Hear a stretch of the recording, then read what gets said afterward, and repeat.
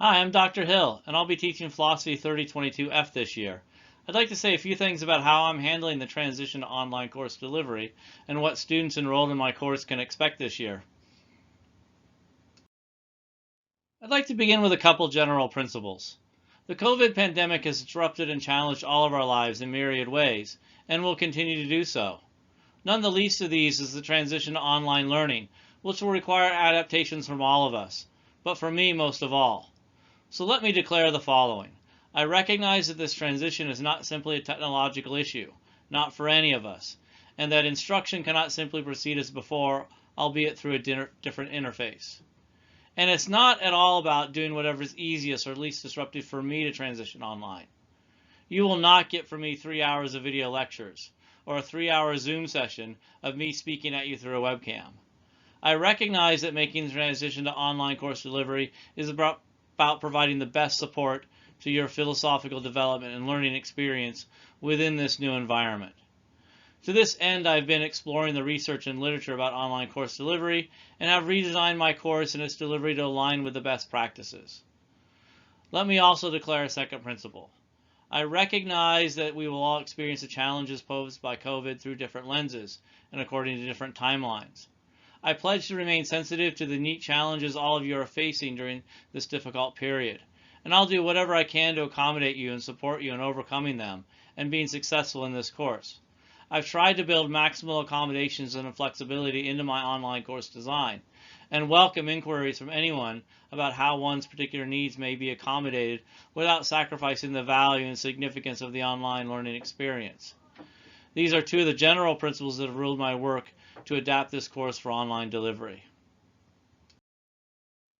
Regarding specifics, I'd like to say a few words about the class meetings, especially because the way the course is listed by the registrar is rather misleading. I think we should meet at the first two scheduled sessions, Wednesday, September 9th and Friday, September 11th. The first will be a chance to get to know each other and to check out the technology. The second will be to discuss the class charter and complete that exercise. I then want one mandatory 50-minute session per week to be synchronous, to give us all a chance to discuss and share ideas about the previous week's philosophical material and our interpretations of the text. Ideally, this would occur early in the week, and having our regularly scheduled Monday session available to all of us is convenient. But ultimately, I'd like to leave it up to you all to decide when it would be best to schedule the meeting. I would like to also hold a second optional meeting where I answer the questions you have about the text and the assignments. Ideally, this would occur toward the end of the week, after you had time to complete the assigned readings and reflections on it, but before you need to write up your weekly graded discussion items. Again, all of us having access to our regularly scheduled Friday meeting time is convenient, but I'd like the class to decide when establishing the class charter. Accommodations can be made for students unable to attend either weekly session, but I would like the norm to be for everyone to attend and actively participate in both, other things being equal. About the course content, let me say this.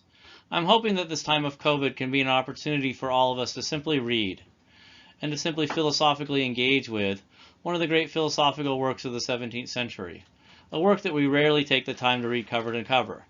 Nicholas Malebranche's The Search After Truth, with its 17 elucidations. My inspiration has been thinking about how 17th century philosophers themselves would have engaged this book. They too were isolated and separated by physical distance, and sharing ideas with one another only through letters, pamphlets, and published responses. I think that we're in a similar situation despite all the technology that surrounds us. So rather than trying to trace out threads connecting historical texts and animating philosophical discourses stretching across decades, it might be fun to simply do a deep dive into a single important text, reading and reflecting on it personally before sharing our reflections with a broader audience. I hope that this approach interests you and fits with your vision of how to handle the emergency remote learning environment that the COVID pandemic is forcing onto us. I've completely mapped out the course for you in a public Trello board, which you can view right now. The link is here and is hyperlinked in the description area for this video.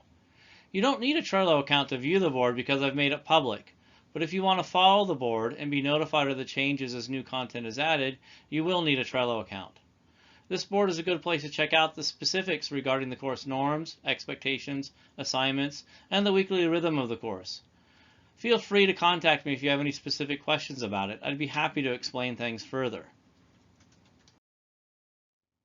Although we'll have to use OWL for some things, mainly submissions that we must run through turnitin.com per departmental policy, Gradebook per registrar policy, and Messenger for personal confidential communications, for the most part we'll be using the resources available through Western's Office 365 subscription as our e-learning management platform. I've set up a Microsoft Teams space for the course and integrated it with OneNote for Students, Microsoft Stream, and the aforementioned public Trello board. Except for Trello, they're all centrally supported tools available to you through Western's Office 365 license. If you're new to these tools, there are lots of tutorials available to explain them to you. I've included links on the course Trello board to those offered by Microsoft. I would also recommend the courses available to you through Western's LinkedIn Learning subscription, whose link you can find in the course Trello board. I have short introductory videos of these tools which describe how we'll use them during this course, but they do not replace these professional tutorials for those learning how to use the technologies. I hope that this brief intro to Philosophy 3022F has been welcome and helpful to you. Please reach out to me if there's anything more I can explain or if you have questions. Thanks.